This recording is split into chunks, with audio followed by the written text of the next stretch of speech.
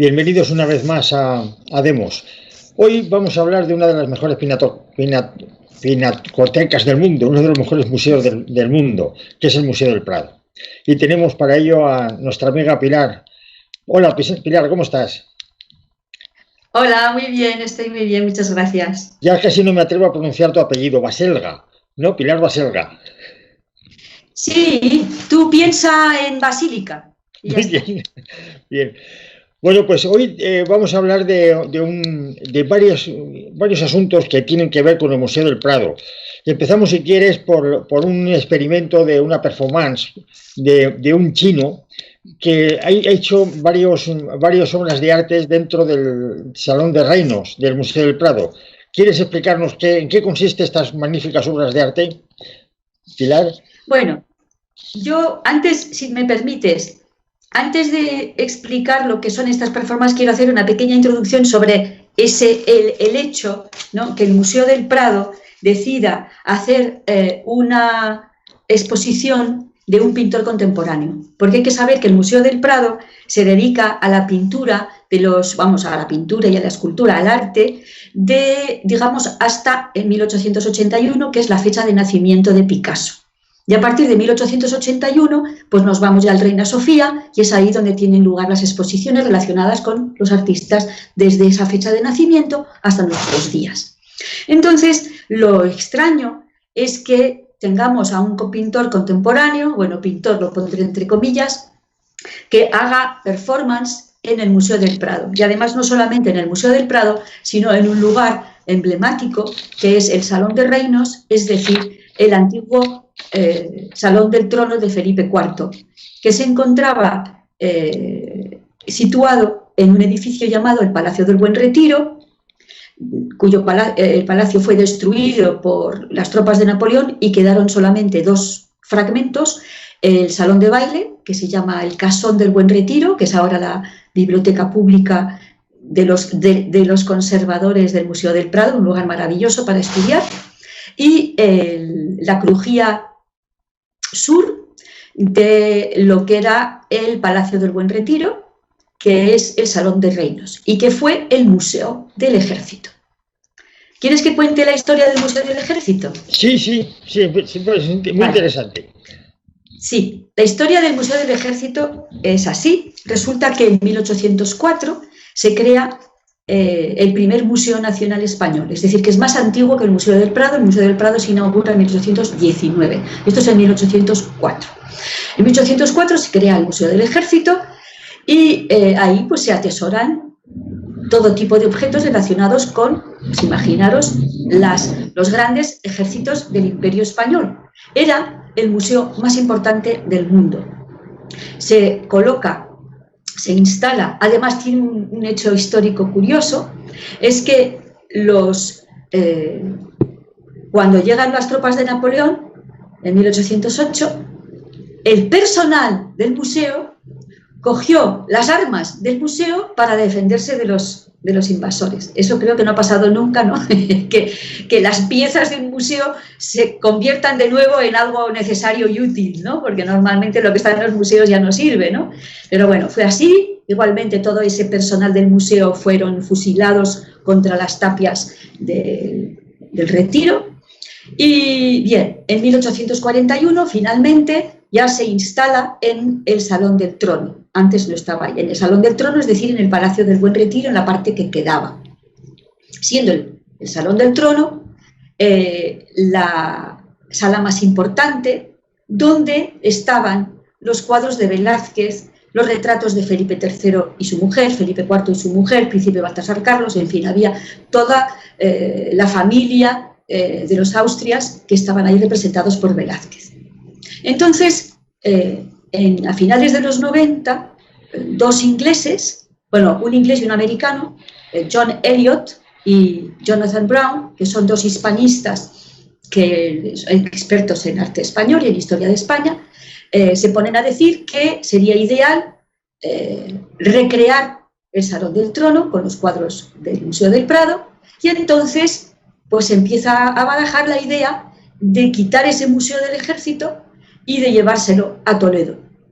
Todo el mundo que está en el entorno de este museo tanto los trabajadores, los conservadores, pero también los académicos de la Academia de Historia, la Academia de Bellas Artes, todos ponen el grito en el cielo diciendo, pero esto no se puede tocar, esto es una maravilla, esto no tiene sentido. Bueno, total, que por decreto, en 1999, José María Aznar decide por decretazo, que eso se va a hacer, y se llevan el Museo del Ejército al Museo del Prado, al Alcázar. El problema es que si en el Museo del Ejército había 27.000 piezas en Madrid expuestas, en el Museo del Alcázar solo hay 6.500. ¿Dónde están todas esas? Pues están guardadas. Pero el problema es que, y esto lo sé porque uno de los conservadores que trabajaban ahí es el coronel Diego Camacho, que ha comentado esto ya en varios sitios y en varias entrevistas. Resulta que una de las piezas del Museo del Ejército en Madrid era la tizona, la espada del Cid. Y los dueños, era un préstamo, los dueños de la tizona pues decían que ellos no estaban de acuerdo con que se llevaran este museo al Alcázar de Toledo y que si lo hacían se quedarían con la pieza, y así fue.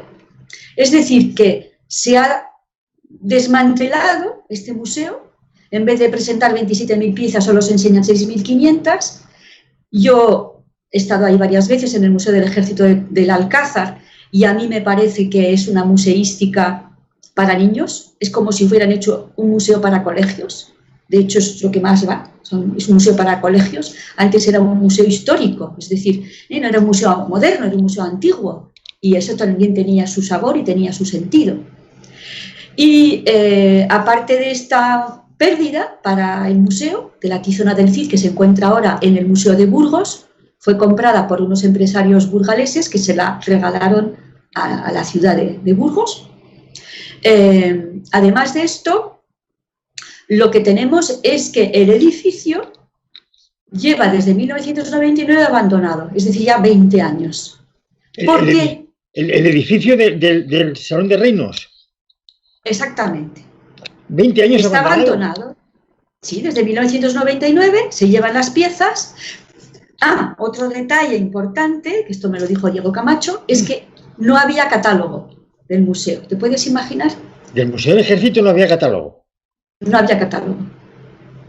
Era un museo antiguo y no había catálogo de todas las piezas. Algunas sí y otras no, pero no había un catálogo completo. Nos puede ocurrir. Y entonces, ¿qué pasaba? Que cuando hicieron el traslado, pues, ¿qué ha pasado por el camino? Han podido pasar cosas. Yo no lo puedo decir, no lo puedo afirmar, pero como no había catálogo... Pues nos pasa lo mismo que con la colección Hernani. Como ha desaparecido el catálogo, pues desaparecen las piezas, pero aquí no hay prueba ninguna. Es decir, esas piezas no existían. No, la verdad es terrible lo que acabas de decir, ¿eh? Vamos a ver. Lo que acabo de decir. Es más, Diego Camacho lo cuenta, que él cuando fue allí a trabajar, porque lo castigaron, porque él es un militar, un patriota, y claro, dice las cosas como no hay que decirlas, porque molestan mucho. Entonces lo castigaron y lo mandaron allí. Pero él estaba encantado porque le encanta la historia. Total, que se dio cuenta de que no había catálogo y empezó a hacerlo. Estuvo trabajando durante varios meses con sus 2 secretarias y de repente un día le quitan las máquinas de escribir, no había ordenadores entonces. Luego había ordenadores, pero muy pocos, en fin, no sé, me dice que le dejaron con una mesa rasa y 4 bolígrafos que no le dejaron hacer el catálogo. No le dejaron hacer el catálogo. Eso es lo que lo dice él, yo simplemente transmito sus palabras. Bien. Vale. Entonces, fíjate tú, qué casualidad que nos encontramos entonces con el Salón del Trono de Felipe IV, desmantelada la colección y el Museo del Ejército, que cuando estaba en Madrid era el museo más importante del mundo, museo militar más importante del mundo. Ahora es el número 2. ¿Y sabes cuál es el número 1? No. El Museo Británico. El Museo Militar Británico. O sea que yo aquí veo una conspiración. ¿Qué quieres que te diga? La pérfida Albión tiene los tentáculos muy largos y tenemos a Jonathan Brown, John Eliot, que dicen, ¡uy, qué bien estaría aquí los cuadros de Velázquez! Se llevan el museo. Al final el edificio está abandonado desde hace 20 años, y la inauguración de la próxima utilización, porque, a ver, explico también, en el Salón de Reinos no se pudo acomodar como salón, o sea, que querían reconstruir la decoración de Velázquez, con los cuadros de Velázquez y los cuadros de Zurbarán, que era lo que proponían los hispanistas estos anglosajones. Iba a decir anglocabrones. Pero me he autocensurado y digo, no me voy a censurar. Vale, pues entonces, que se me ha ido el santo al cielo. Sí, que tenían que haber puesto allí los cuadros de Zurbarán y de Velázquez. Exactamente. Pero resulta que eso no lo van a hacer, porque la colección de Velázquez está toda en el edificio principal llamado Edificio Villanueva. No van a poner 4 cuadros allí, 5 cuadros allá, eso no lo van a hacer. O sea, de ninguna manera. Entonces, ¿qué sentido tiene desmantelar un museo para hacer una instalación que en realidad nunca se iba a hacer porque no se puede desgajar una parte de la colección de Velázquez para ponerla allí? Resumiendo, tenemos el mejor museo del ejército del mundo, tomando en consideración que España es el país del mundo que más tiempo ha estado en guerra. Empezamos con el periodo romano, empezamos con la Reconquista, seguimos aquí con los tercios de españoles, el tercio de Nápoles, etcétera, que estuvimos dando guerra por toda Europa, sin contar con lo que ocurrió en América. Tenemos la mejor colección de armas o de objetos de guerra del mundo, de los más antigua, y está ubicada en el Palacio de Reinos, en la Sala de Reinos. Quitamos de allí toda esta colección y de 26.000 piezas llevamos 6.000 expuestas a Toledo. El resto desaparecen, que con ellas se podían hacer otros 4 museos. Ojo, te interrumpo. No han desaparecido, no están expuestas. Exacto. Y yo me puse en contacto con el museo, porque también hice mi investigación, y me dijeron que estaba todo conservado, muy bien conservado. Sí. Pero el problema es que resulta que en las fundaciones del Alcázar de Toledo hay problemas de humedad. Y la humedad es lo peor para conservar telas o metales, que es lo que hay, telas y metales, es lo peor. Entonces no se dan las condiciones idóneas, se gastaron un pastizal para poder acondicionar ese edificio para el propósito. Y encima para dejar el edificio en Madrid abandonado. Exacto. Dejan el edificio abandonado, de las 27.000 piezas solamente se exponen 6.500 y el resto, que podían estar expuestas en otros 4 museos, dan para 4 museos más, pues están escondidas. Y el mejor museo del mundo ahora mismo del ejército es el británico, esa es la conclusión. Y para colmo, la razón por la cual se hizo todo esto, que es la del rehabilitar el Salón de Tronos, pues ha quedado abandonado durante 20 años, Muy bien. Y entonces, ahora han decidido que el uso que le pueden dar es, agarraros, hacer exposiciones de arte moderno contemporáneo. Sí, es revalorizar la obra o valorizar la obra de artistas que no, desconocidos. No, bueno, por llamarlo artista. Claro. Entonces, para celebrar este nuevo uso, puesto que el primer uso supuesto no se puede hacer, pues entonces vamos a ver, el próximo uso va a ser el de exponer artistas que tienen esta suerte, ¿no?, de que hayan sido seleccionados para estar, porque cuando tú expones en el Museo del Prado es una consagración. No expone cualquiera al lado de Velázquez, Goya y el Greco. Pues entonces, si te han escogido, imagínate tú, ya no eres un Mindundi, ya eres ya estás hablando de tú a tú con Goya y Velázquez. Entonces, la idea que se les ocurrió fue invitar a un chino, y no lo voy a nombrar para no hacerle publicidad, que es un pirotécnico. Él hace fuegos artificiales. Es el que hizo los fuegos artificiales de, por ejemplo, la de Barcelona, 92. Bien, y entonces él, ¿qué es lo que hizo? Colocó en el Salón de Reinos primero él pone en el suelo la pólvora de colores. Después pone el estarcido, que es unos cartones recortados para que deje la huella, la mancha, y luego pone la tela encima. Bueno, ese evento, que es como él pinta sus cuadros, es decir, él coloca, explosiona la pólvora deja una mancha a través del estarcido, que es una especie de trama, que tiene un dibujo o lo que él decida. Y es una tela de 18 metros de largo, ¿verdad? Ese lienzo. Para hacer esa explosión hicieron una fiesta muy exclusiva, con una cena que costó una fortuna, todo eso pagado por nosotros, claro. Entonces los 200 invitados estaban ahí, 3, 2, 1, petardazo, aplauso, pero lo terrible es que testigos en los que confío me dijeron que temblaron los cimientos del Salón del Trono de la monarquía española, porque un chino hace una explosión gracias a la colaboración de unos anglosajones muy amigos de España, que ayudan a que el primer museo se convierta en el segundo, el primer museo militar se convierta en el segundo, y además, ¿quién se va a encargar de la reforma, que va a costar un pastón y que también lo vamos a pagar nosotros, la reforma para hacer este lugar de eventos culturales en el antiguo Salón del Trono? Norman Foster. Norman Foster, que es inglés también, y que tiene una galería de arte con su mujer, que se llama la doctora Anchoa, esa que hacía el sexo educación sexual en televisión. Sí, esa galería se llama Ivory Press, y si te metes en Ivory Press y metes el nombre del chino, tienen cuadros del chino. ¡Qué casualidad! O sea que lo que han hecho ha sido revalorizar los cuadros que tenían en su colección.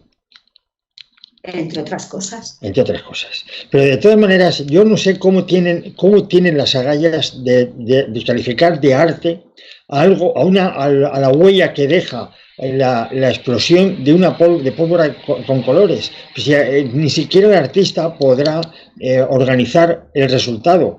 Es decir, el arte, la primera, aparte de la creación, lo primero que tiene, la primera característica es que sea una creación humana. Es decir, no solamente hace falta que sea original, no puedes dejarlo al azar.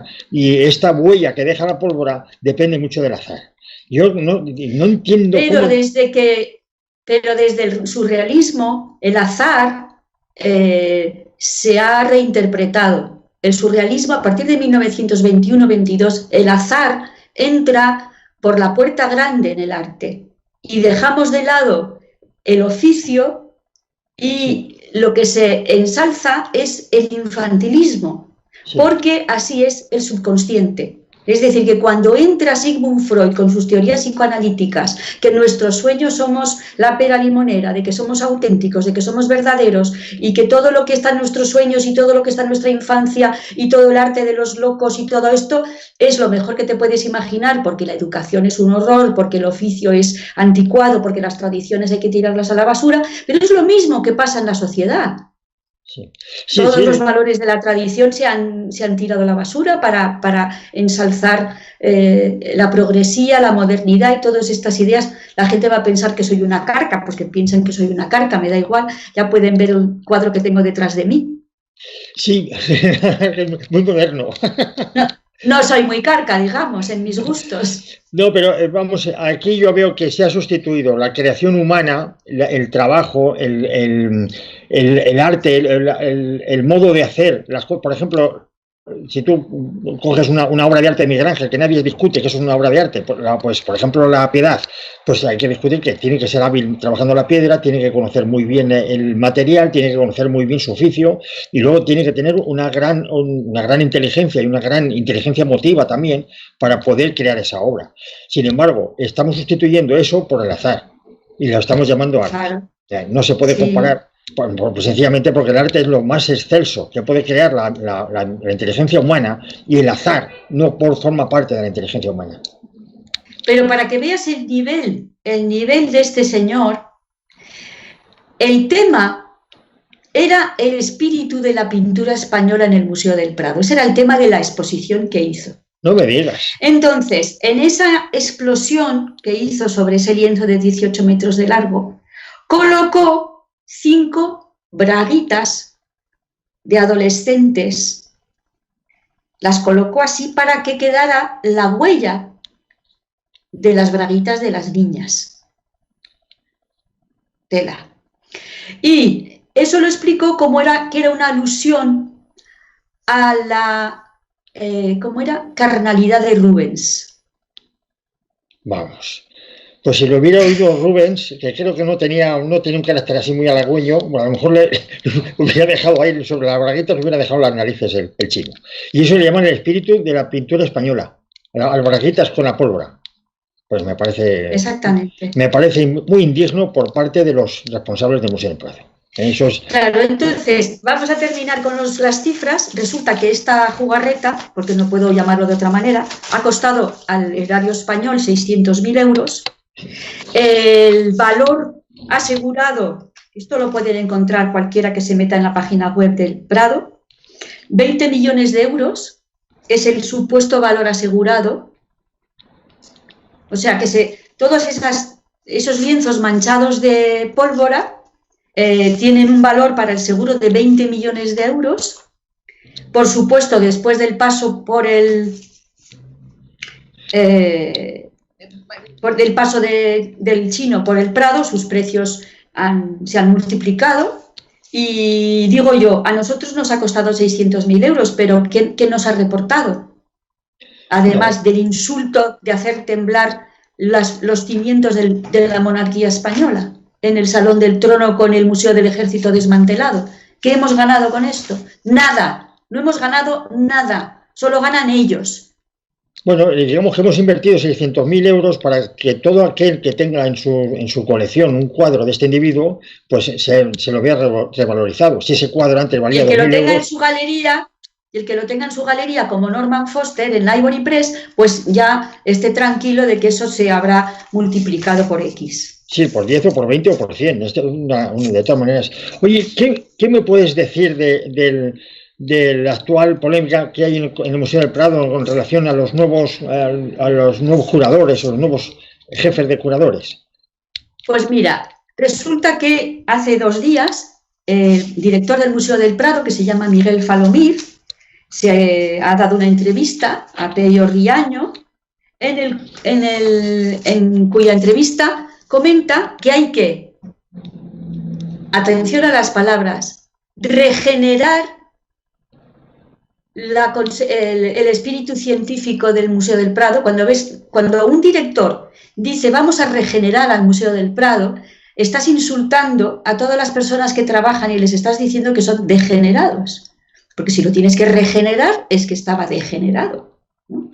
Sí, sí. Bueno, pues este señor en esta entrevista dice que se han creado hay 5 nuevos cargos de conservación y que normalmente cuando tú trabajas en una institución como el Museo del Prado hay una lógica ascensión dentro del Museo del Prado. Porque tú no puedes llegar a jefe de conservación, claro, una promoción, porque a fuerza de estar dentro del museo aprendes a hacer las cosas bien, porque cada museo tiene sus cosas, sus trucos, sus necesidades. Bien, pues ahora se salta a la torera toda esta tradición de que es promoción interna, es por promoción interna donde llegas a conservador en jefe, y ahora lo ha abierto a la regeneración de la universidad, como si en la universidad se supiera lo mismo que en el Museo del Prado, donde estás a pie del cañón, porque precisamente lo que tiene de fantástica la promoción interna dentro de estas instituciones es que sabes exactamente todo porque has estado con los cuadros, con los problemas, con los problemas a pie del cañón cada vez que hay que mover una obra o cada vez que hay una exposición. Y eres experto. O sea, cuando tú trabajas ahí 20 años, eres experto en el Museo del Prado. Y la cosa más lógica es que una persona que lleva ahí 20, 15 años promocione el interior, no que te traigan a uno de la Universidad de Málaga. Pues resulta que lo ha conseguido. Ha hablado con los sindicatos, les han prometido no sé qué tontería dentro del Museo del Prado y ahora va a poder colocar a dedo, eso es lo que parece ser, 5 amigos suyos en puestos directivos de conservación. Ya, Así que ¿Perdón? Serán luego los que den el visto bueno a que artistas o gente como el chino venga a destrozar el Salón de Reinos. ¿No? Serán estos. Vamos a ver si lo normal es que para un puesto tan delicadísimo, yo es que me imagino no solamente el Prado, imaginar, por ejemplo, el Museo de los Uffizi en Florencia. No puede estar cualquiera al frente de estos museos y al frente de esas obras. Tiene que ser gente muy especializada. Lo normal es que... Y además, además ¿sí? La especialización no es solo intelectual. En la universidad solo estás entre papeles. Claro. Y la mayor parte de los especialistas no conocen los cuadros físicamente. Claro. Es así como aprendes a estudiar una obra, teniendo el cuadro delante. Bien, he tenido también muchísimas conversaciones con profesores y yo veía perfectamente que es que ellos no habían, o sea, hablaban de un cuadro desde una foto. Claro. Y no puedes hablar, tienes que ver el cuadro en vivo y en directo. Y eso es lo que tienen todos los que están trabajando desde hace 10, 15, 20 años y que ahora les tocaría promocionar dentro del museo. Pues no, les van a poner a 5 personas, amigos de Miguel Falomir, y encima eso nos lo vende como regeneración científica. Pero qué bofetada le está dando yo no sé cómo aguantan. Vamos, yo me manifestaría. Yo haría una huelga de hambre, no sé.